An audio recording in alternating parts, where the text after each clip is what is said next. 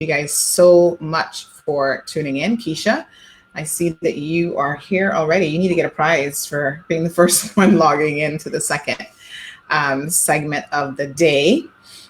Kindly note that we've got Mr. Woody Foster here with us in studio.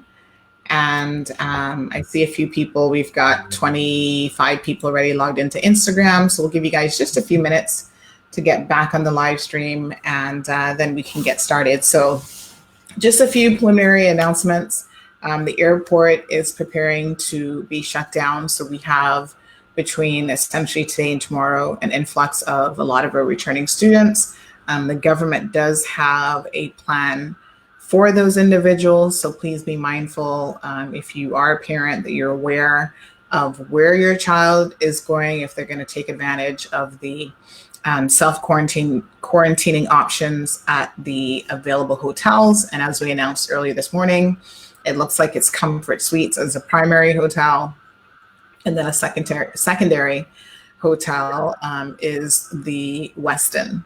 So again, thanks to those hotels who have made their facilities available so that students do not have to go back in their homes, potentially cross-contaminating other family members, essential workers, or high-risk family members as well.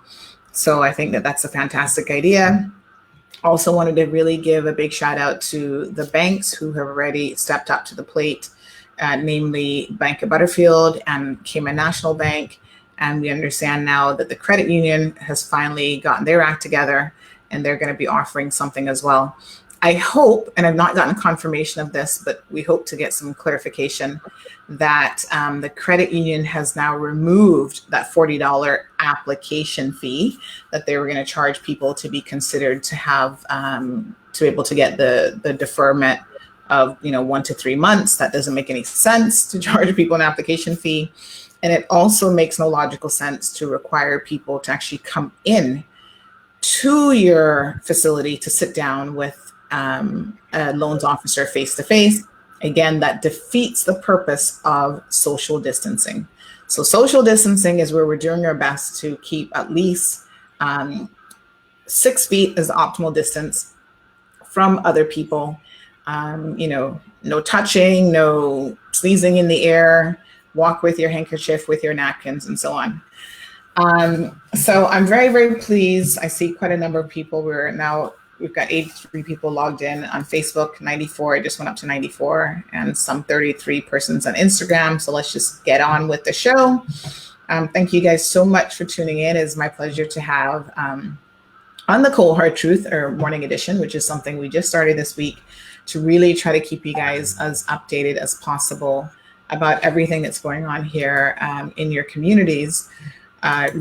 Specifically in relation to COVID-19 and all of the, every day something is happening. So all of the news alerts are coming out on a daily basis. I am really, really pleased to have with us in studio, because we always have a virtual studio set up, Mr. Woody Foster. And of course, we've been trying to get Woody on the show for quite some time, but he's a busy man. And now more than ever, he is especially busy. So Woody, good morning. And thank you so much for joining us.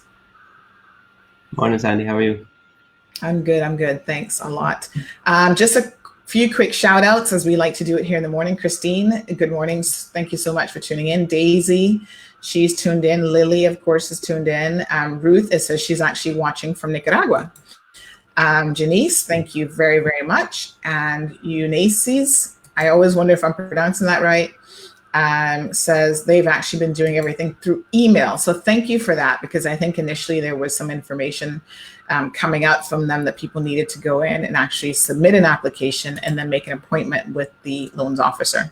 So great to know.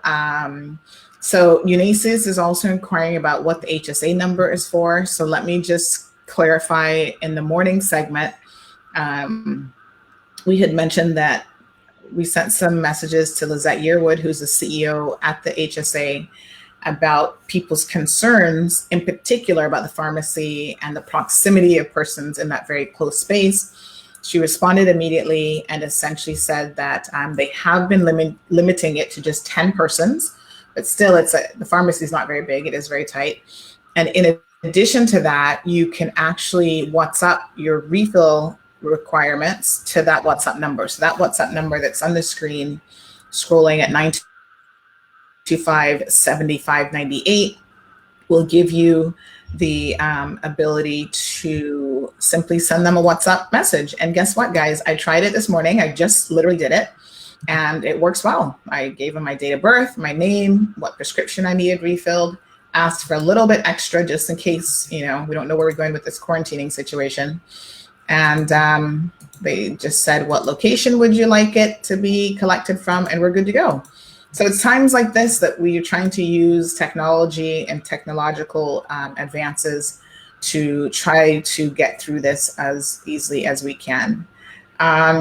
Reggie, good morning to you. Doreen, Melrose, Tamara, and Melrose says she loves the information that's being put out. Tamara is watching from Florida. Thank you so much. And Miss Dolores is watching from Charlotte, North Carolina. So we have some of our international crew tuned in to the program this morning. So again, in case you guys miss it, we are being joined in studio this morning. I'm just trying to pull up Woody's name here, just in case you guys don't know the face. That is Mr. Woody Foster. So Woody, again, thank you for joining us. Let's start off first discussing, you wear numerous hats. Many more than I'm sure we even realize, because you're also a father and a husband. I'm sure you've got things on that front that you're dealing with as well. But of course, in this community, we know you most famously as the managing director of Foster's Supermarket. And as the island's largest supermarket, am I fair in saying that? Because you've got the most locations. Most locations. Yeah. Yeah.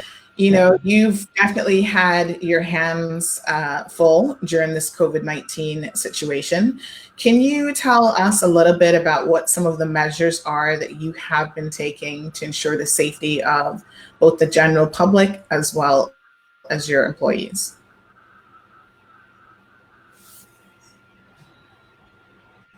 Well, that's difficult. I think the largest problem with that is resources, an inventory of product, because as everybody knows, in terms of going into the stores and trying to find stuff, we are out of sanitizer, sanitizing lotion, cleaning products, so gloves, those type of things they're really hard to find.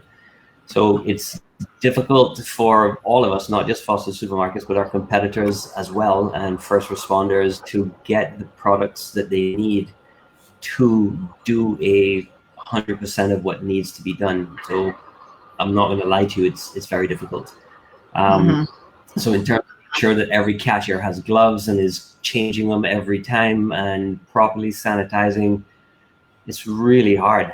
And then we've had some customers that have been upset that we weren't able to do this and to do that. And I mean, we have to try and manage our resources as best we can and put them in the places that they are most important.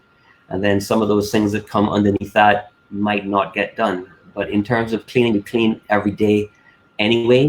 We've ramped up our cleaning. We've basically, all of our staff are at work, even if they're not needed, so that they can act as cleaners or help with, whatever needs to be done. So we've implemented some new procedures today, because we really started taking a step back and watching how customers enter the store and how they move around the store. And in terms of answering your question, cleanliness, while a lot of people are using those hand sanitizing wipes at the front of the stores to wipe off the handle of the carts or their hands, we noticed that a lot weren't.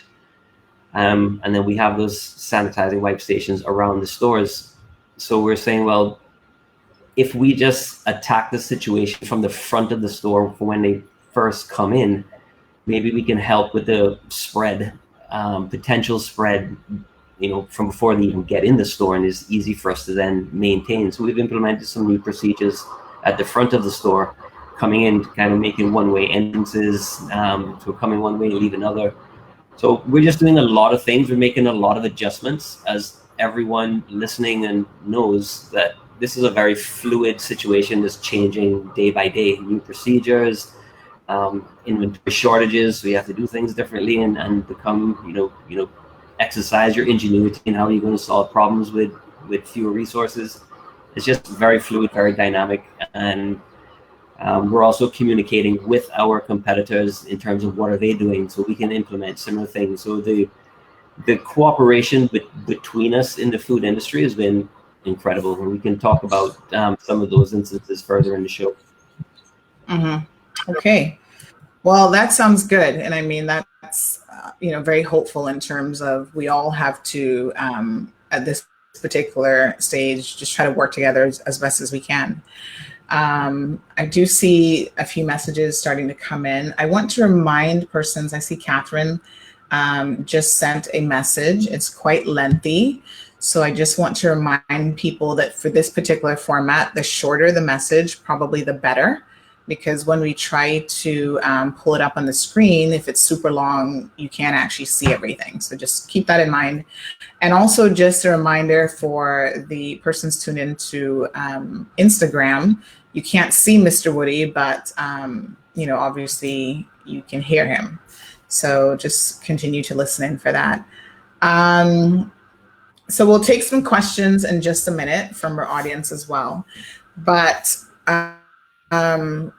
Woody, you've always had those wipes available at the front of Price Right, and I think most of the supermarkets. It's just maybe some people have only now, maybe some people have only now just noticed that they're there, and they seem to be using them a lot more for sure. At what stage did you guys realize too much more? At what stage did you guys realize that we were going to have a run on things like toilet paper, for example, which I'm still a little bit baffled by?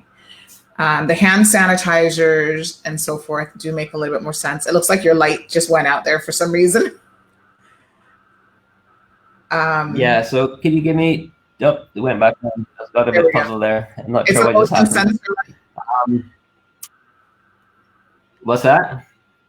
No, I said maybe it was in the building, but anyway, it went back on. No, okay. Anyway, we'll see. At what point did we recognize that we were going to have a problem?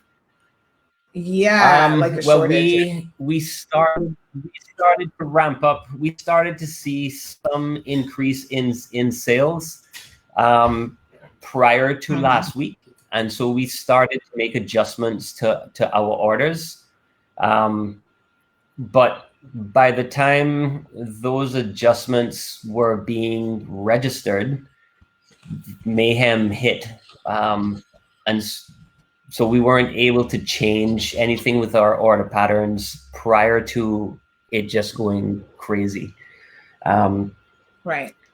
And even those adjustments didn't contemplate the level of hit that we got. And I don't think anybody could have forecasted that, to be completely honest. I mean, we had Black Friday for a week, and it was just really, really difficult. Now, thankfully, we have a warehouse, and that really helped us to get through as we did. But we have been our buying team has been under a lot of pressure to keep things coming. And they're doing an amazing job. They're just really earning their paycheck right now in terms of going out and finding places to find product, because it's one thing when it's a regional problem like hurricane season and you have 2 or 3 or even 5 islands hit. It's still regional. It's the whole world looking for the same product. So it's really difficult in some instances. Yeah. And, to be fair to you, Woody, as grocery shoppers, we just show up and we just want the products there, and we don't understand the logistics of what's involved in getting goods to the Cayman Islands. So sometimes we criticize that, grocery stores don't have enough variety. We're only a population of some 65,000 persons. And And the bottom line is we don't manufacture anything in the Cayman Islands. I'm sure even though you have a warehouse, there's only limited space and you can't store an infinite number of items in any event. So I think it's important for people to really recognize what goes into getting products from overseas, from your suppliers to the Cayman Islands. And of course, your biggest supplier stuff is coming out of the US. Is that correct? Is where? Sorry, US. Yes. Yeah. US. Majority of it. Well, the majority of it is in the US. Yes, but like the produce is coming from all over the place. It just ends up in the US and then gets shipped to us. Okay. It comes from Mexico, Canada. Grapes come from Chile. It's coming from all over. All over. Okay. But yeah, this is really highlighted the. Sorry. No. I was just saying that speaking of grapes, I'm having some for breakfast at the moment. Nobody. Sorry, I was just saying. Well, speaking of grapes, I'm having some of your grapes. I got you. This situation is really highlighting what we all take for granted. I mean, ourselves included. I mean, we know the supply chain really well. We consider ourselves to be pretty good at logistics because we have to do it every day, all year, every year. And so I mean, we've gotten quite good at logistics, but even ourselves take a lot for granted in terms of what it takes to actually get a product out of the field and on our shelves. There's a lot of moving parts. And this crisis has really highlighted the fragility of that in terms of everything is a part of the process. If anything goes wrong along the line, there's a chink in the armor, right? So, I mean, whether it's immigration in the U.S. sending people home, immigrants home, or not allowing them to work, that's less people in the fields. Right now, there is an amazing need for containers, so there's not enough containers. So you have places like Canada who are picking potatoes and peas and whatever, and they're ready to ship, but they can't get containers. Or the same thing with trucks. There was a shortage of trucks leading up to this. Also, the U.S. and the rest of the world had put legislation in place which limited the amount of hours that a driver could drive. So where they were driving, unsafely, 12 and 14 hours at a time, they put in stringent times where they could only drive for 8 hours. That has been eased up just so that we could keep drivers on the road and moving. So there is a lot of product out there. It's getting it to every supermarket in the world is proving to be a logistical nightmare. Wow. Okay. One of our viewers wants to know if you guys are considering doing any sort of food delivery options, like grocery delivery. Yes. Okay. So online shopping, we have not been pro online shopping. Needless to say, everybody knows that because we don't offer it. Our competitor Hurley's does offer it, and they instituted that a few months ago. Kirk's does it to a little bit, not full on, and we have not been minded to do it. However, in this crisis, we decided that we have to do it, whether we want to or not. Now, implementing a proper online service, not just some makeshift Flintstone version, it takes time. It takes a lot of time to do it properly. We are hoping to be able to roll it out, all going well. So please don't hold me to this, but we are hoping to be able to roll it out on Monday. And we've been able to do that. Our IT department has called in favors, and we have some amazing partners in the US who have put strings and helping us out. But the one thing that I need to do is I need to give a shout out to Randy Marion from Hurley's, because they opened up their supplier called Fresh Shop to us, and they had an exclusivity with Fresh Shop. And they opened up. Without that, we wouldn't have been able to make this happen, because you have companies out there like Instacart and other companies who are just simply not interested in doing business with the Cayman Islands because we're too small. So to be able to deliver this, you need to find a company who's enough, but good enough to operate in this environment. So thank you to Randy and to Hurley's for opening that up to us. Which is that the level of cooperation amongst all of us has been fantastic.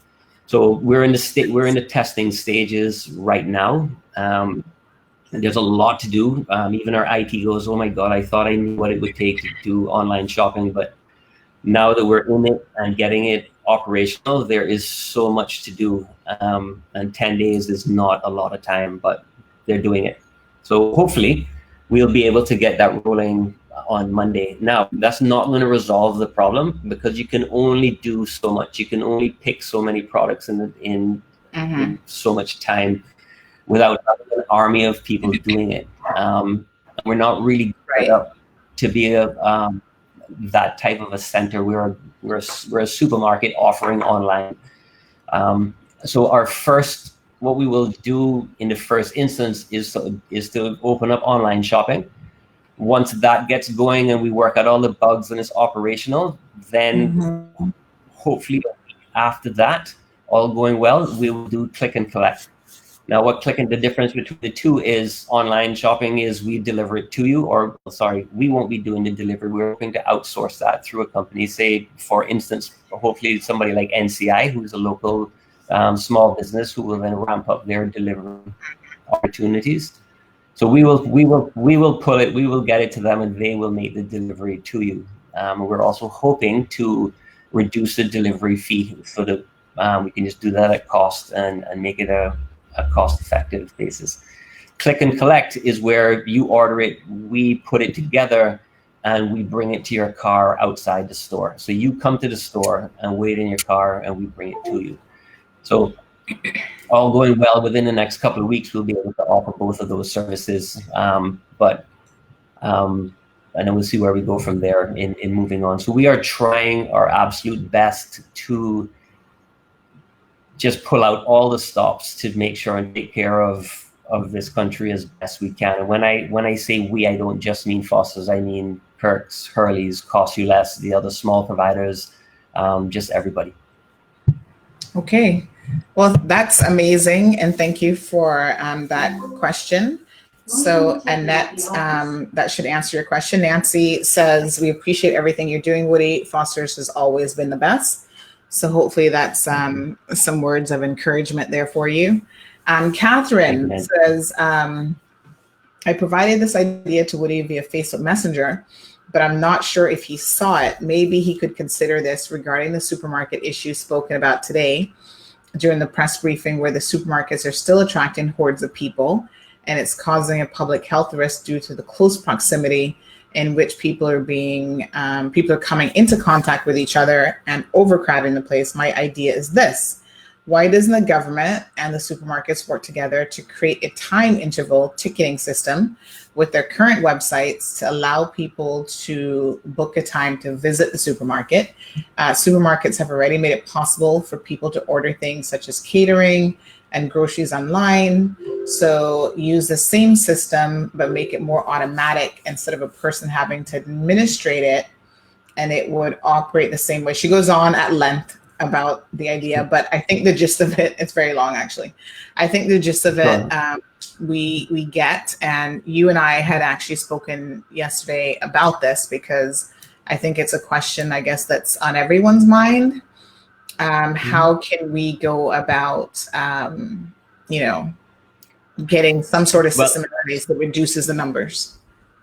Well, we are having lots of discussions between the stores, along with having lots of discussions with the NEOC and Dr. Lee in terms of this situation. We are fully aware of that. The problem, I would say, is that, I mean, there's lots of suggestions and lots of potential solutions.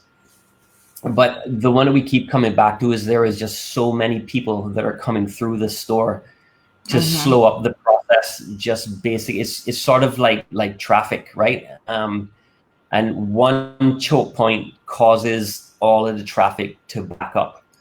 And so if we slow up the process, it just creates traffic. So, which is why nobody has been quick to close the stores or to do any sort of limiting on them, simply because everybody wants to continue to shop and get their products. And if we start creating issues at the supermarkets, we're really worried about sort of panic getting in. And we've already had enough of that. So some of the things that we've kicked around is, what if we do get to the point to where we need to limit the amount of people in the stores, because sorry, excuse me 1 second.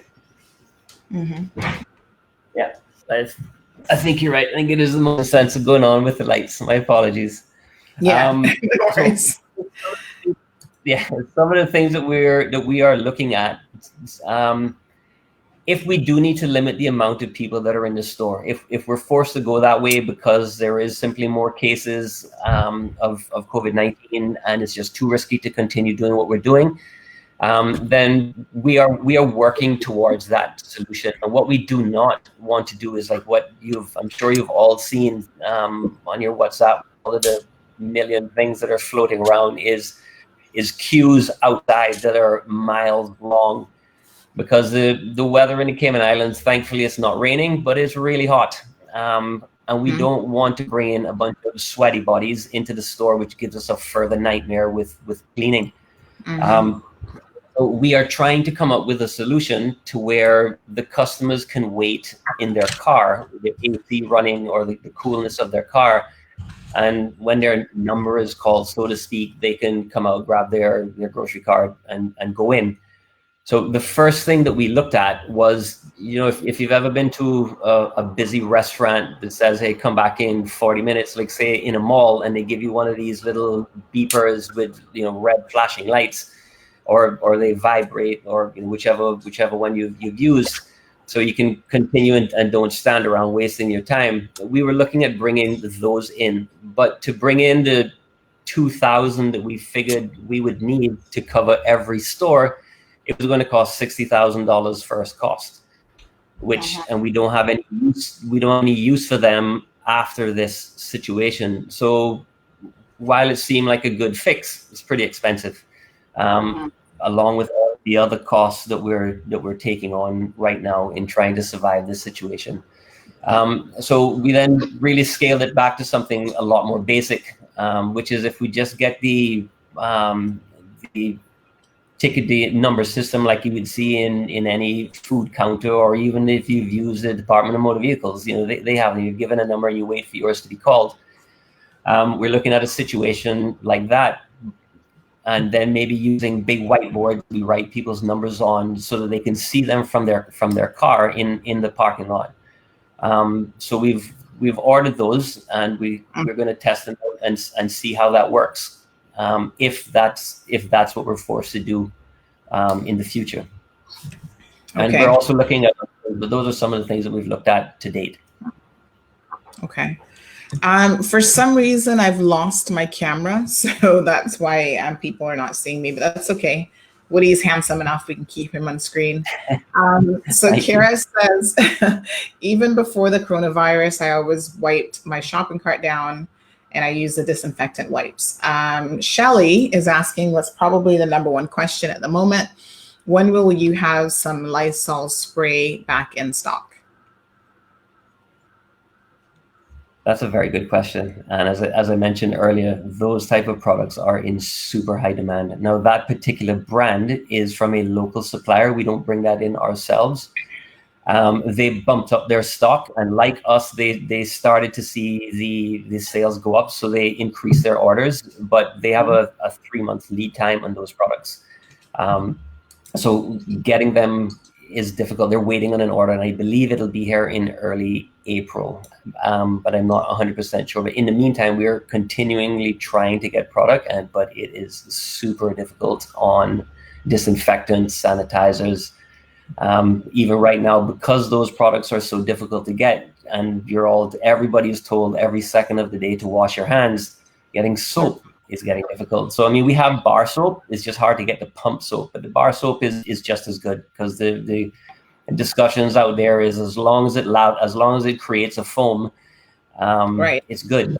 So just use bar soap. Okay. And on the line of soap, Emily or Emmy says a wash station in front of the store would work better. Any thoughts about putting that at the front of the store? Or, I mean, the bathrooms are pretty much at the front of the store anyway. Yeah, we talked about that as well, because we Paperman's Midtown put in a temporary hand washing station inside Paperman's. Mm-hmm. Those run about $1,500 a piece uninstalled, which again is not a big issue, and I'm sure we could do that. The problem is there wasn't enough in stock to really do everything that we would want to. So we would, again, that's just another one of those ordering situations. But yes, we looked at that as well. We just didn't pull the trigger on that. So, but I do appreciate the suggestion, because I'll look at that again. Okay. All right. Sounds good. So again, folks, thank you so much for your questions and your suggestions. And obviously, Woody is happy to take those on board. I'm sorry. Melrose just says, great point. Hope everyone will practice this. Will control a lot. I think she's referring to hand washing.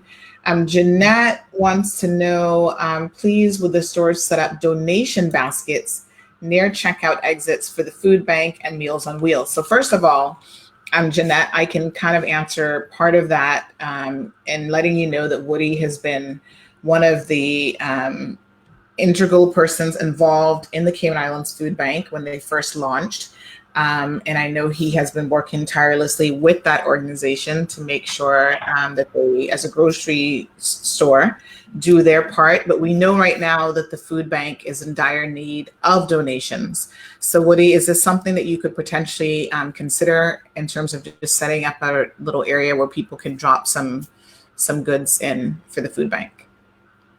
Well, the easy answer is yes. The background on that is whenever we have done those sort of, barrels for whether it's the food bank or Meals on Wheels or Lions or whatever, unless somebody is there with the barrel, like a physical presence, all that we ever get in there is receipts, garbage. People throw stuff in it without actually putting any product in there. If somebody is there standing it and manning it and saying thank you, then it does work pretty decent.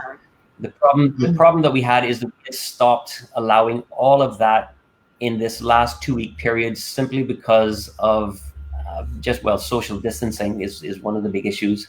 And we just had so much going on that we didn't want to have to deal with that as well.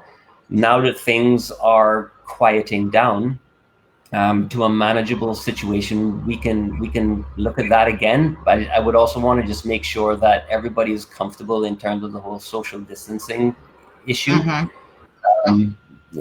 But yes, we can look at those again, because I did have somebody from the NCVO ask me 2 days ago if they could do that, and I put them on hold, saying I'm a little nervous right now with getting that back going again. But again, I'll add that to the list to rethink again. Okay. Just a quick look at Instagram. We have some questions coming in there as well. So one person wants to know about hand sanitizers. I think that will probably be a similar response to the Lysol spray. Yeah. Okay. Yeah, I think we might have to just replace that WhatsApp prescription number with "we have no sanitizer" at the bottom there. Yes. Toilet paper you have, right? So we've got toilet paper. Not to make light of it, because I know it's a very serious situation, but we are really trying to, we found a 56-foot trailer. Now, to tell you, the normal trailers that you see on the road are 40 feet. We found a 56-foot, a big one, with full of hand sanitizer. We ordered it. It was on its way. It was going to be expensive, but it was coming, only to find out that the military took it. No product.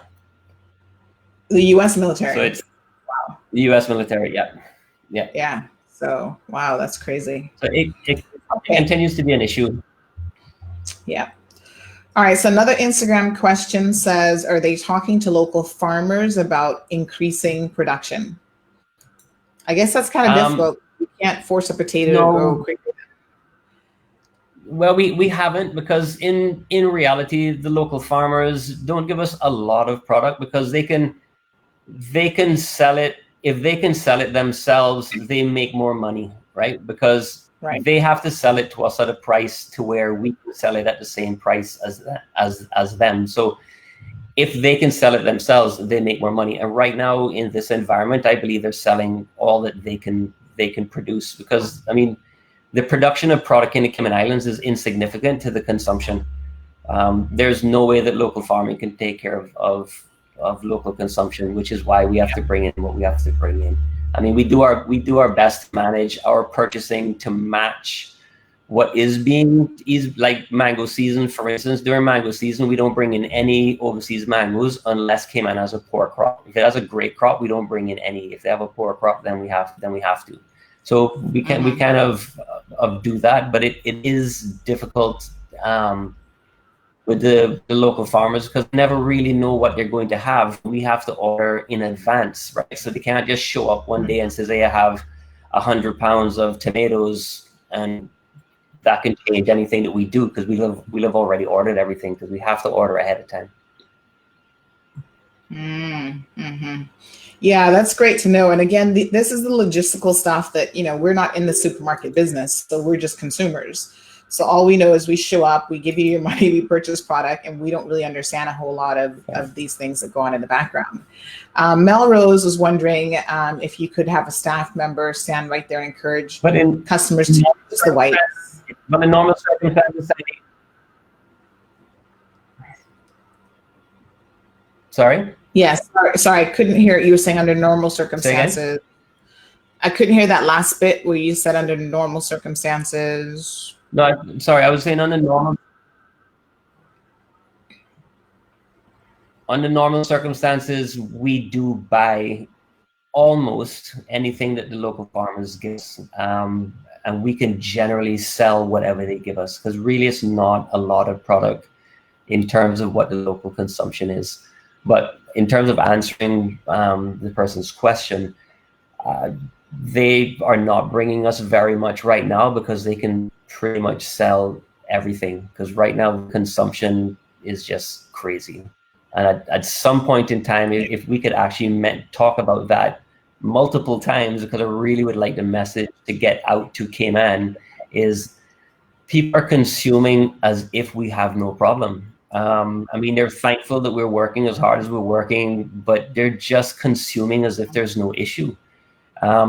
We are working long hours to make sure that the product keeps coming, but people have to be prudent. Even with the soap you use, or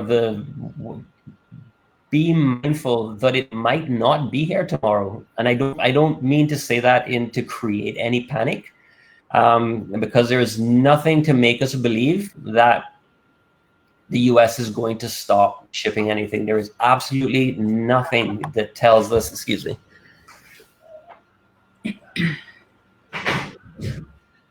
Not sure how to turn that off. But sorry, there's nothing that tells us that the shipment of goods is going to change, right? So I want to make that abundantly clear. So even though we are on allocation, and what allocation means is basically, while we were able to get anything that we wanted in the past, now we're only able to get. They have us on limits just the way we're limiting our customers. So we're under the same type of limits, but we are a very important customer to those that we buy from. And they told us in no uncertain terms that they are going to continue to ship to us. The shipping companies have said, we are absolutely moving those boats. Everything is a go. There is nothing changing. However, this is a very dynamic situation where things could change. There's nothing that we can do to control that, or anybody else, right? So we just live in that environment, right? So notwithstanding all of that, we have got to address the consumption. You do not need to eat the same way that you ate before. You now have all of these children that have just come back from school who are eating snacks and doing all the things as if everything is going to continue and is in abundance. We need to conserve. and just be prudent with what we have. Yes.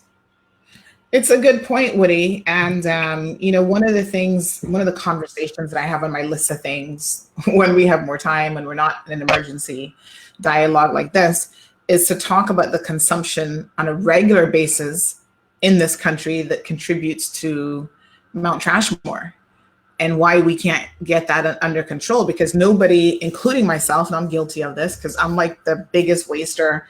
My husband always says to me, do you really need to use that many paper towels and toilet paper? Because I'm always like one for each little thing, And so I'm not the best at cutting back on consuming certain things. And I'm not the best at, even recycling. And I think that's a conversation that we need to have. And we need to, at some point, try to become more cognizant of how, as consumers here on this island, we are like hyper consumers. Like you said, we're eating every second, we're, producing tons of garbage. And by extension, in emergency situations like this, we're also using a lot of product when we should be trying to cut back. So some good advice there. I think that's an issue of all. We're a first world country, and I think that's the situation we live in a first world country. You just think that there's no end to anything, and first countries are typically very wasteful. Right. A few comments about having someone stationed at the hand wipe station. I don't even think that that's honestly going to be worth the staff member who could be doing something a bit more, productive. Listen, people, if Foster's and other that's one of the new initiatives that we put in this morning. That's a brand new initiative. Oh, you've started that as of this morning. That's a brand new initiative that we put in, because what that is designed to do is two things: is to reduce the waste because when it was unmanned, we saw people taking 10 and 20 of those wipes at a time. Some of it was just using foolishly, and some of it was putting them in plastic bags and taking them home because they couldn't find sanitation wipes. So, I mean, good on them for being, coming up with solutions to solve their own problems, but it does affect other people. So, but the other component of that is for those that weren't using it, then getting whatever germs they may have, and not saying it was COVID, but just whatever. So we're getting them to wash their hand or sanitize their hand prior to going into the store to help, so that we don't have to deal with it in other parts of the store. Getting it at the front end.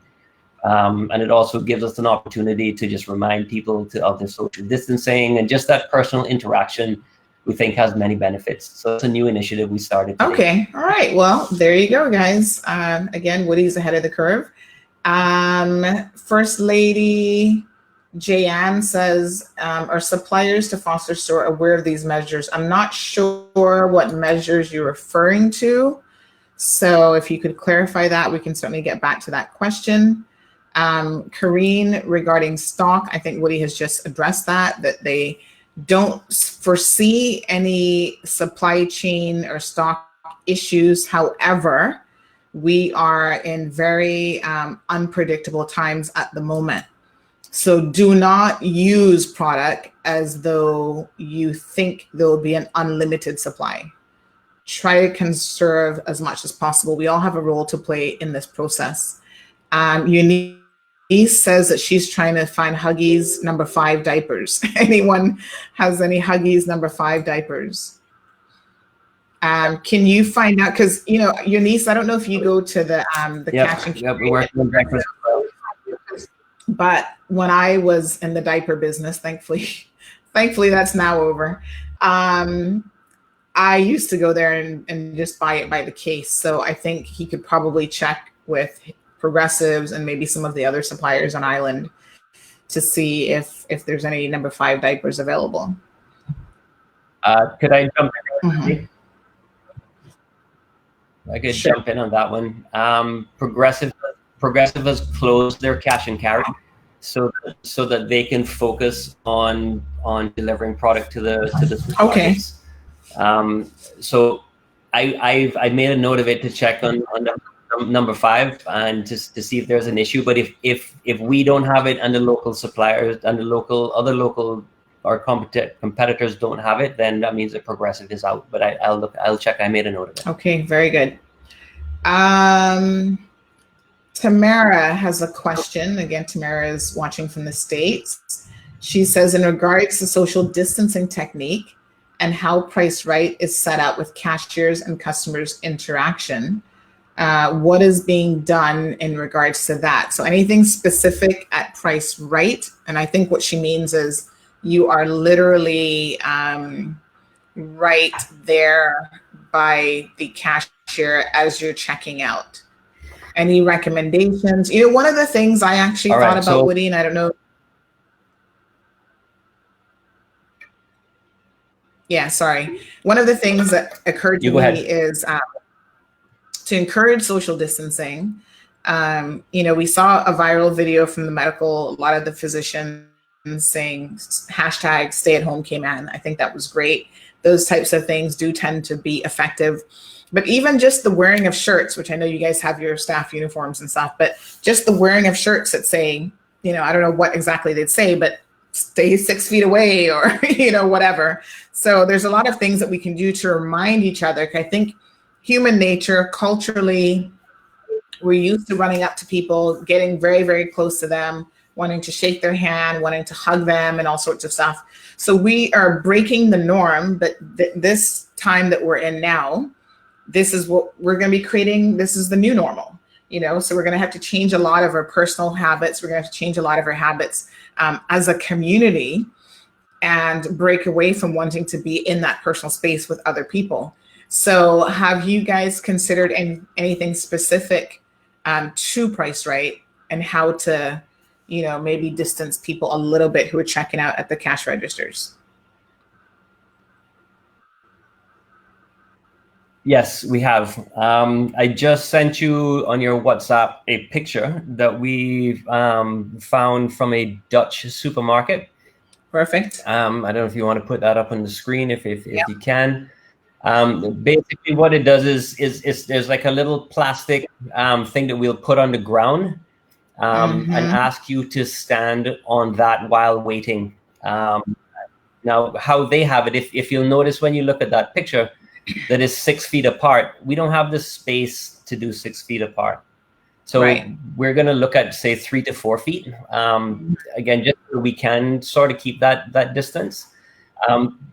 We're going to try that and see how that works. And we're not only going to do it at the front end, but we're going to do it in our pharmacy. We're going to look at doing it again in our deli. So in those sort of hot spots where people do congregate is where we're looking to put them. In a store like Savannah, front end where it's really difficult because there's just simply not enough space, we're only going to put 2 of them. But it also helps people to remember that there's a social distancing that we need to try and adhere to. The other things that we have done is that we have put on all cashiers at all times, even though we might not necessarily need it, and we'll pay for the extra payroll just so that we can keep the registers as clear as possible. Right. So under normal circumstances, we would put enough cashiers there that warrant it in terms of the sales, knowing that we're going to have a bit of a backup. But just in terms of business practices and watching your payroll, we don't over provide for cashiers. In this environment, it creates 2 things. One, it helps to move the customers through faster and keep the front end cleaner. The other thing it does is it keeps people working, because right now that's as big a situation as anything. So we want to keep all of our staff working as long as possible for as long as this needs to go on, simply because it helps the economy to continue. The other thing that we're doing is that we're also going to, about every 30 minutes in all stores, we're going to do sort of public service announcements reminding people to watch their social distancing and to watch their consumption, again, just so that people can hear it more often and try to make it a daily part of this new world that we're in right now. So that's what we've done so far. Okay, good. So Lisa Andrews says, thanks, Woody. Helen says, Mr. Foster, thanks so much for doing this. Removes a lot of fear. We do have someone on WhatsApp as well who sent through a message. And this person said, just want to say enough respect to Mall Road and Foster's. You guys are doing a great job, and fist bump, virtual fist bump. So that's fantastic. So a lot of people, yeah, a lot of people certainly appreciative of the efforts that are underway, and I think it definitely speaks to the fact that you guys are being proactive and that you're thinking and you're looking for ways to encourage people to do the right thing within your corporate environment, which I think is great. And like I said earlier this morning on the morning segment, we don't necessarily have to recreate the wheel. There are a lot of countries all over the world, the vast majority of countries right now are dealing with this situation. And, some of those countries are doing an excellent job and some are struggling to get it together. And we can learn from both of those situations. So we can learn from the people who are doing it very, very well and the ones who probably need to engage in some better practices. Tamara says that you're the best boss ever. So I don't know I guess she's worked with you at some point. She did. Thank you, Trisha says that she's been shopping at Foster's and she loves your store. Patty is suggesting that no children under 16 should be allowed in the stores. I think that's probably a decision for parents to make. Well, we've actually talked about that in our food group, and that is a suggestion that we had put up to the NEOC as well, in terms of having that discussion, not just within ourselves, but including NEOC. And the NEOC is the National Emergency something through, I forget the operational command or something like that, through the hazard management. So we're liaising with them as well. And that has come up. I mean, we've talked about limiting to, sort of one per household shopping as opposed to bringing multiple people. It's just the practicalities of it. Can we manage it? Because, we also have to remember now that this is not a perfect world, and you have single parents whose children are now not in school. What do they do with those kids? And do we then have to have some kind of daycare to watch their kids? And of course, that's a liability for us. And yeah, so we're absolutely taking every single suggestion that we get, and we're putting it in our washing machine and thinking it through and seeing what makes the most sense. So all of these suggestions, we really, truly appreciate it.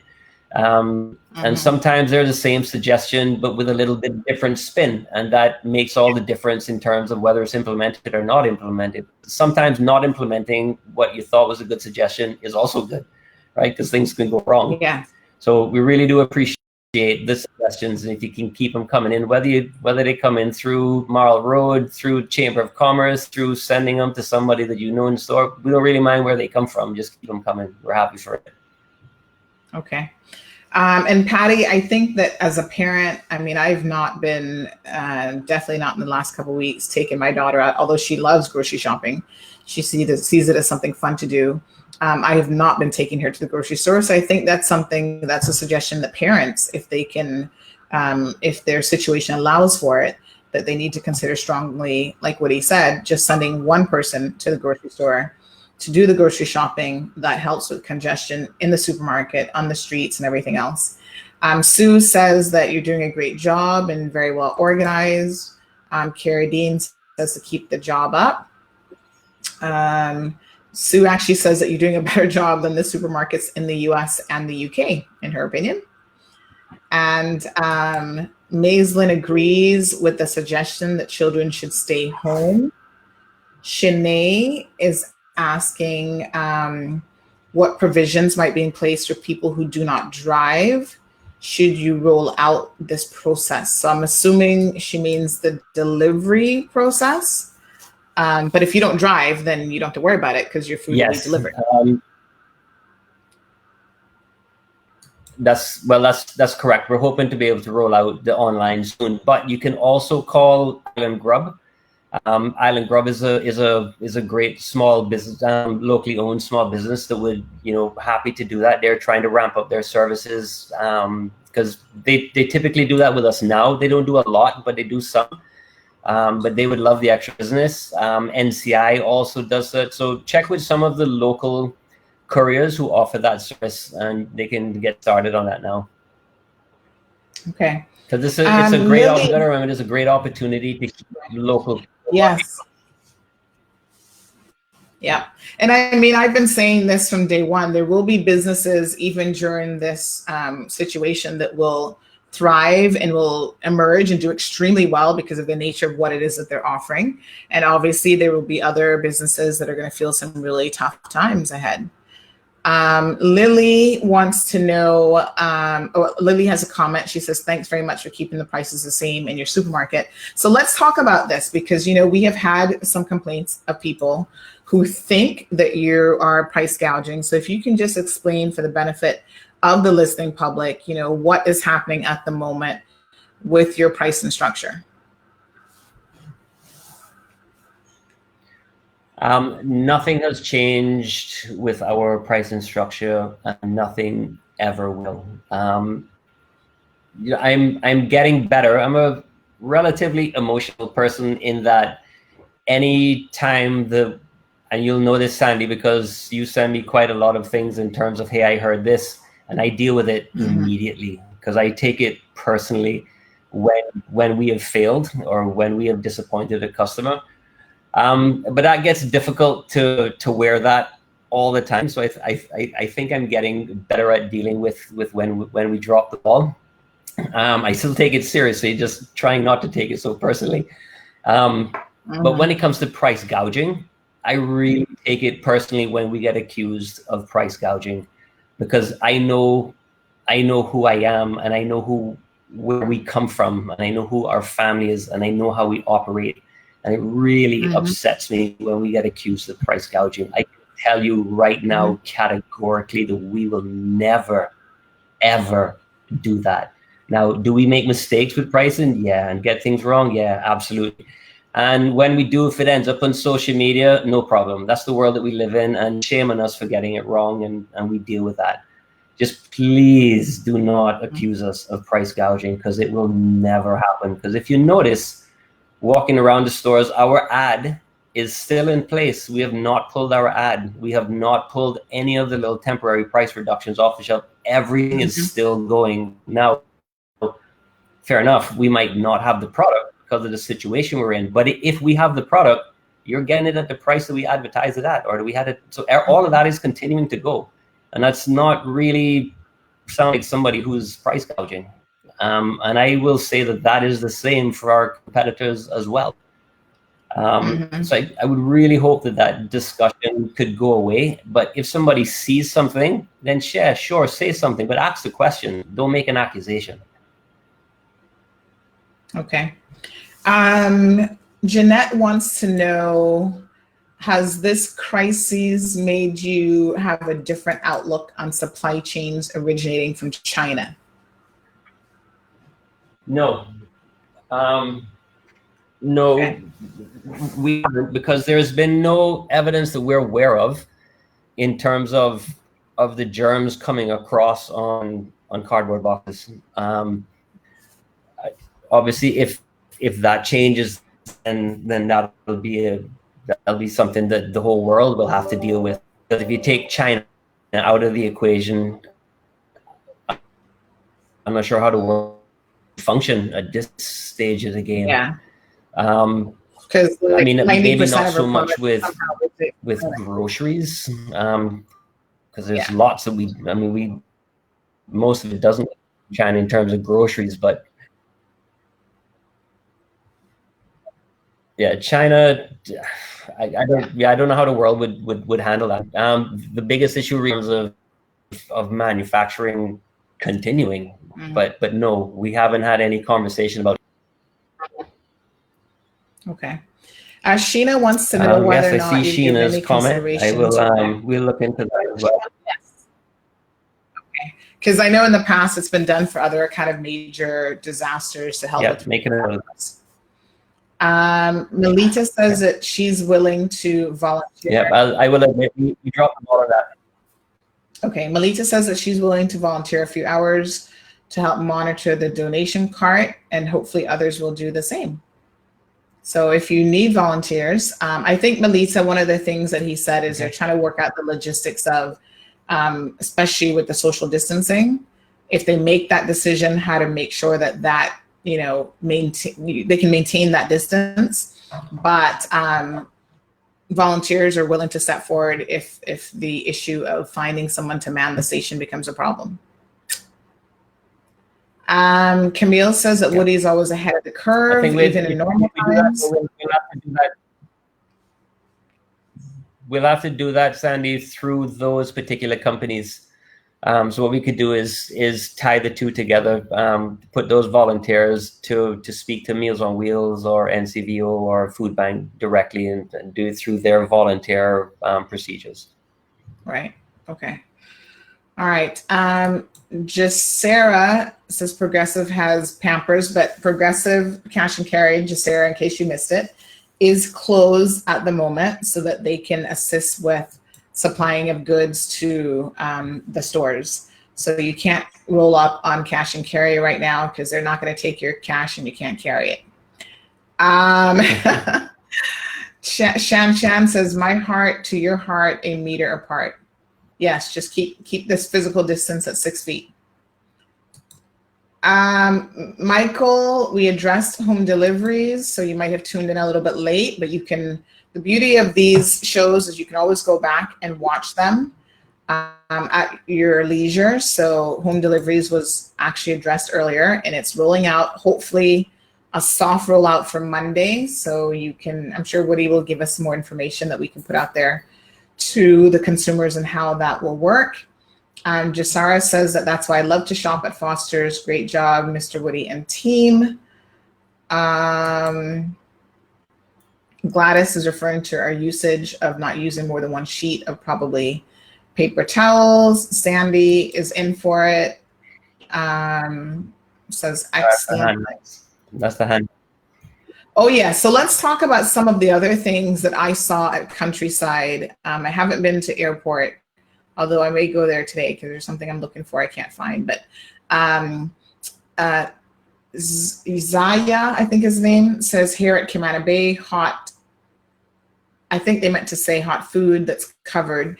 So you have already taken certain measures in relation to the hot food bar, the salad bar, even the soup stations and the breakfast stations. Can you tell us a little bit about that in case anyone has not been in the store this week? Yes, we didn't feel that it made sense to close down our hot bars because we think it's a need as opposed to a want. So rather than close it down completely, we decided to make it service as opposed to self-service. Mm-hmm. And so it was easy in most of the stores to just seal it off with what we call banana bags. We use those bags to cover our pallets as a part of the shipping process. We just cut strips of those to block off so customers can see the product, but they can't actually see it. Because when we did it the first day, customers were still sort of putting their hands across and showing the girls what they wanted. We're like, oh, that doesn't really work. So we had to cover it off completely. And it's been working really well. It wasn't possible at Camana Bay because all of those are islands. And so there's no way for the girls to work from behind. So what we had to do is we had to put a larger amount of people outside in front of it. So when you come up, somebody meets you there, you're not allowed to touch your own plates and covers because obviously that's a point of passing on. So we do that for you. So we'll get the plate, you tell us what it is that you want, we load it up and off you go. And it's been working really well. Most people are very happy for it. We've had a few unhappy people say they don't like anybody to do that for them, and so they left. But I mean, that's okay. Everybody has their personal preference. Yeah, and I think by and large, most people actually like it.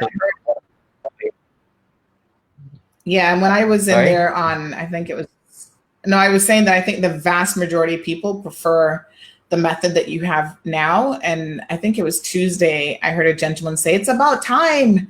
I've been wanting them to do this for a long time. So I do think a lot of people appreciate it for sure. So just some positive. Yeah, we're actually going to have a problem coming out of this problem. I don't know how we're going to manage. How are we going to manage that? Because we're going to want to move back to how we had it. There's a lot of people that want us to leave it the way that it is now, but we'll worry about that later. Yeah. So lots of positive comments. Morna says, great job, Woody. Your dad would be so proud of you. May God continue to bless you and your family. Keep safe. Flo also says, so happy that Foster's will do what's right to keep staff on. Kudos to you, Mr. Woody. Shan has indicated that some young adults in the family are the ones going out doing the shopping for the elderly. So I think that's a fantastic idea. And Rosa says, just a smile and saying thank you, to show some appreciation towards the hard work, the staff in the supermarket. It goes a long way. And Melrose, again, congratulations on the job that you're doing. So lots of positive remarks, Woody, about just the job that you guys are doing. Corrine says that she was great to see Foster's West Bay had one door for entrance and one for exit this morning. So again, all of those little things make a difference. And then Shanna is just asking drivers to slow down a little bit on the roadways. So let's just get through a few more comments. We do have to let Mr. Woody go because he's obviously a very busy man.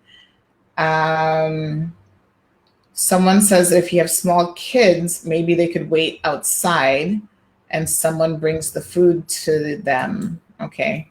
Yeah, I think that's more of a situation for parents to sort out. So Alma wants to know whether or not that 6 a.m. to 7 a.m. elderly time slot is too early for the elderly. Yeah, I hear you, and I'm not sure how to grapple with that one, because to sort of be sort of in the middle of the day, kind of saying nobody can come in from 10 to 11, and it's, I don't know, I'm not entirely sure how we would manage that. It might be quite disruptive, but I absolutely, I hear you. We haven't really talked about that in our food group, but I'll add that one to the list. But I think that one would be a struggle, but I'll add it to the list. Okay. So Alwick Lindsay says, thanks, Woody, for your continued support of the Good Samaritan Food Bank. This allows us to provide Meals on Wheels to seniors and to children who are going hungry. This has been especially helpful during this crisis. So Thank Owen you, says something. Yeah, Owen says something you said that they really love. And Florence gives you a thumbs up. Jeanette is on the China question. Perhaps we'll have that discussion a little bit later on.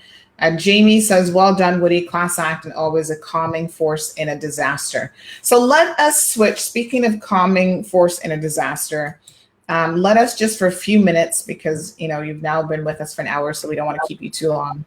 Let us just switch your hats a little bit. You're also the president, newly elected, I should say. Congratulations, president of the Cayman Islands Chamber of Commerce.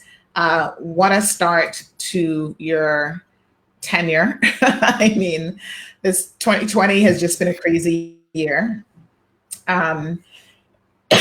Sorry. What would you say to business owners, small to medium-sized business owners, about trying to get through the tough times that we're in right now? Wow, that's a big one. I suppose the easy answer is we really have to work together to find solutions for how we're all going to survive this. This is, I guess you've heard the word unprecedented a lot. While it's not unprecedented in all of human history, is certainly unprecedented in all of our memories and certainly recent history.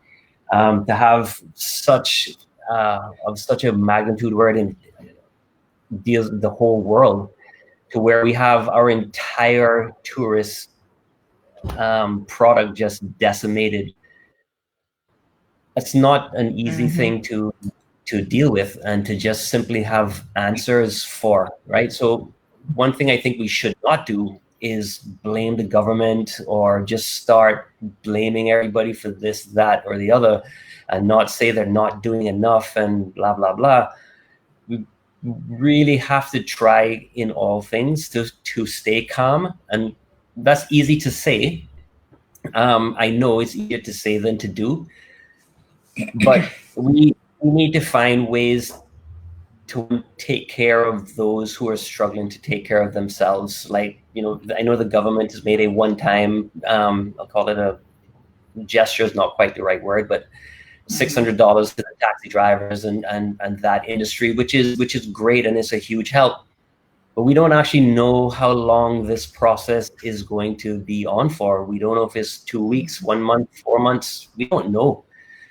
So during that, we are all going to have to come together to find solutions. And for those who can donate, and for those who can't pitch in, whatever the case may be, and we have got to work together, because this affects the entire country. And to just think that the government are some kind of magicians, that they're going to be able to solve all your problems or spend our way out of this by paying everybody money to stay afloat during this whole, is nonsensical. Whereas we're going to have to tighten our belt, whatever that means, consume less, and just work together to find solutions. So in this environment, political foes, instead of waiting for one side to trip up and point a finger at you tripping up, and you have a solution, offer the solution now. Let's not wait. This is not going to be easy. So we really have got to pull together as a team. The chamber is trying to do things. I see Rotary clubs trying to do things. The Lions are doing things. Everybody is doing their thing, which is great. But how do we pull together as a country so that it's well thought out, well planned? We're looking into the future in terms of what we believe the problems are going to be, and start addressing those before they actually happen. I think that's really what we need to focus on, so that the politicians can make the speedy decisions and put things in place to where they can actually make decisions quickly, rather than on the fly in a crisis. So I think looking for solutions that haven't to problems that haven't come yet is going to be a big part of our success.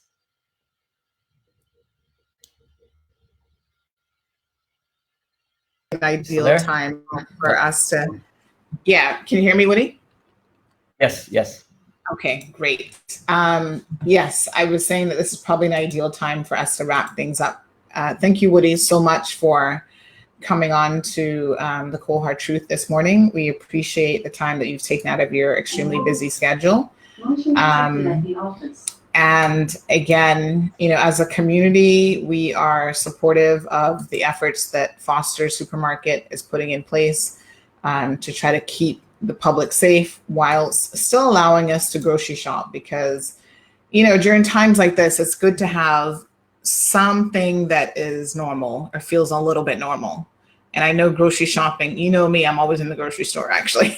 So for me, that's a little comforting to still be able to go to the grocery store, even if I have to keep, 6 feet away from people, just to see familiar faces. Tisha and I were joking the other day. She's like, soon we're going to have to buy stock in Foster's, because that's the only place we ever run into each other and see each other, is when we're grocery shopping. And I think that for a lot of Caymanians, we even have a sense that that's like the last place that you see Caymanians really, is when you go grocery shopping. So thank you so much to yourself and your management team and all of your workers that are really working behind the clock. I know you guys put in some long hours trying to restock after there was a run on your supplies, trying to get items back out on the shelf. So we really do appreciate it, Woody. Well, thank you. I appreciate that, and I suppose I'll end on thanking you for this opportunity. So thank you to our customers for their patience during this. But my biggest thanks is to our staff. They have been amazing, and you never really know the mettle of somebody until they're put to the test. And I would say that our staff has rise to the challenge. It is also showing us people that we hadn't seen before in terms of what their abilities are. Because when the chips are down, you really see who can do what. And it's been an amazing thing to watch our team pull together, work together. They've complained about being tired, but not complaining, if that makes sense. Mm-hmm. And new leaders have appeared out of this. It's pretty amazing. So though it's an awful situation we're all in, there is some silver linings in there in terms of people are amazing, and it shows you what people can do when given the opportunity. And I think coming out of this, I would like us all to learn from that, and how can we allow people to rise above when we give them the opportunity. Mm-hmm. Okay. All right. Well, thank you again, Woody. Thank you so much for that. Thank you guys so much for tuning in. We know it's been a little bit of a marathon. We were on for 2 hours, and then Woody's been with us for 1 hour and 15 minutes now, and you guys have really hung in there. I think we still have over 150 persons tuned in to the Facebook stream. I have just received a message coming out of my contacts in Florida. That's going to be a little bit of breaking and shocking news that I need to run and put up now regarding a COVID-19 case.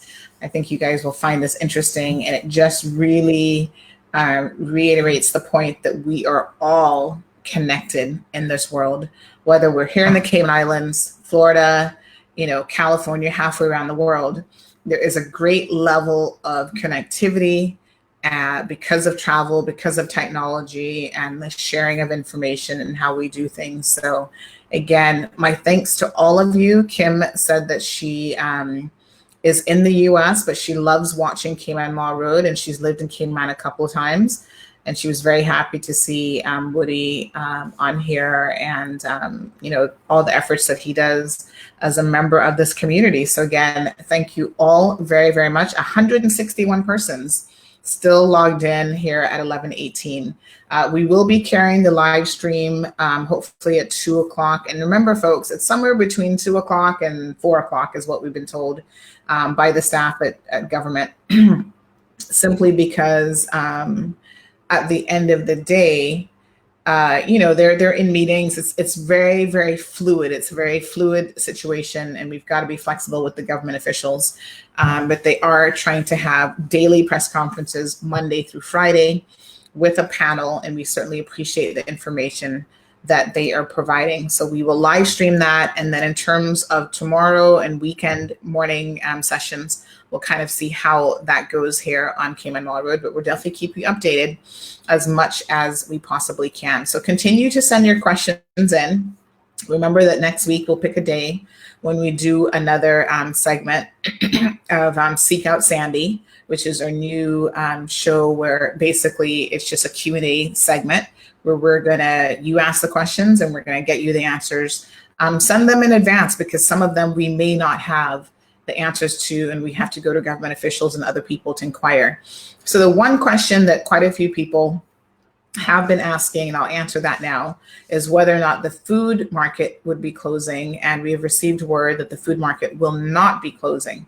So if you go to the farmer's market, sorry, not the food market, the farmer's market. So if you go to the farmer's market, you can expect for now, in any event, for that to remain open. But please just remember to keep your social distance, ideally 6 feet, but 3 to 4 or 5 feet if you can't do the 6 feet. And again, thanks so much to Mr. Woody Foster for joining us today and giving us a real insight into all of the efforts that both him and his team and all of his employees are implementing and putting in place that is going to help us get through this process and still have access to our groceries. And let's remember the comments that he made as consumers. These are very unpredictable times that we're in, especially right now. So please don't overconsume. Sorry. Yes.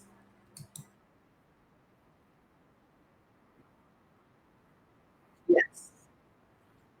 Set me a correction. They're open 9 to 12 and 1:30 Okay. to 4.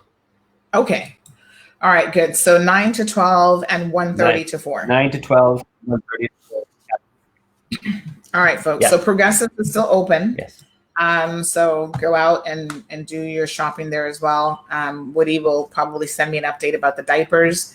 And whoever sent that question, sometimes it's hard to go back in messages. So just DM me or send a WhatsApp to the 324-1612 number, and I'll shoot you a response once we hear back about your number 5 diapers.